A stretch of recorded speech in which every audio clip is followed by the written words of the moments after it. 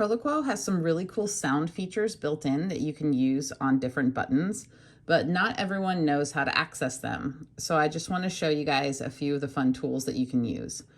So number one, I created a folder called Animal Sounds, and you can see I added in a couple buttons already.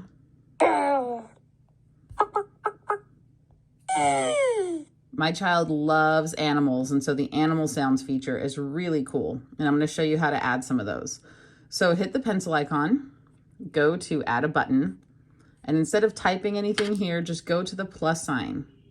That will take you to sounds, expressions, and macros. And I want to show you how all of those work really quick, but you'll learn more just by playing on here and adding buttons and seeing what's available. So I'm going to add the sound of a bird. You can see there's bird right there. You can push this to hear it. Beep, beep. And let's say I didn't like that one. Instead, I want to add a bee.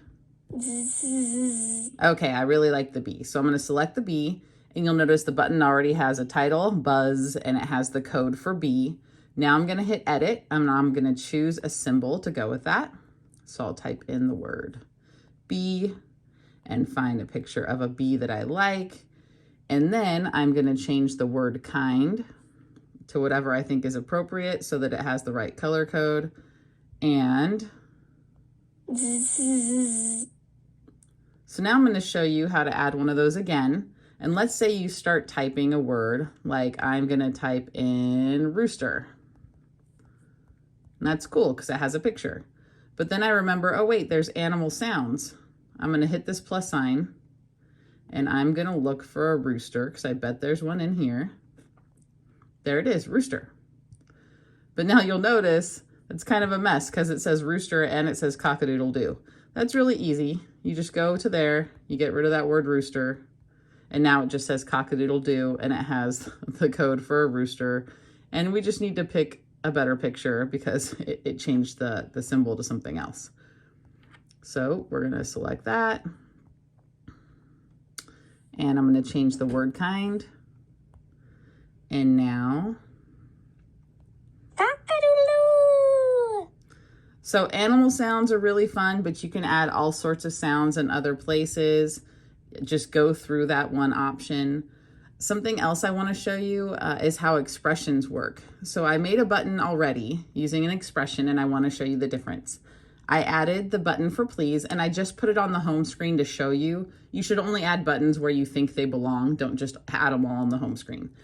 So I added the please button. Please. And you see how that sounds. Here's what it sounds like with an expression. Please. And there are a lot of expressions available for you to play with. So I'm going to show you how to add one of those. So go to add a button. And again, do it where it belongs. Don't just do it on the home screen. I'm just doing it here to show you. Add a button. And then go to this plus sign again. And go to the expression section. And there are so many things that you can choose from, including some bad words when appropriate. You can go ahead and put them in there too. But all sorts of different statements. Easy. Disastrous. Fudge off. You know, pick whatever you want. Go. And then there's also some macros for different things. Like, for example, if you don't like how the buttons say mom and dad, you can pick one of these. Dad. Dad. So I picked a daddy button. And of course, you want to add your symbol or add your picture. I'm just going to show you what that's like, though. This is what it sounds like. Daddy. So you can add those expression buttons where it's appropriate. And something else that you can play around with are the macros. They usually come in handy for time and date. I'm not sure what else they're available for, but I haven't tested them all out, so you should definitely do that. I'm going to hit a plus sign. I'm going to hit this again and go to this third thing here called macros. And now you can see all sorts of cool macros that are built in that have to do with time and date and also the battery level. And what's really great is I'm going to pick the day after tomorrow, for example, and I'm going to hit done. So right now it says already on the button that the day after tomorrow is November 5th, which is cool. Tomorrow it will say something different. The next day it'll say something different. And then when you hit it, November 5th. It'll say what it is. And some of those have longer sentences programmed in. So let's go ahead and do one more macro just to show you. But the best way to learn all of these, like I said, is to just go at it, play with it, see what works, see what doesn't.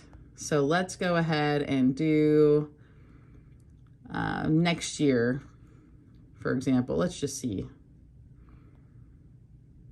2022. And now, if you wanted, you can go back and edit that, and you can even add some words before that. So go ahead of the macro code and say, next year is, and then it will, you should put a space in there, but. Next year is 2022.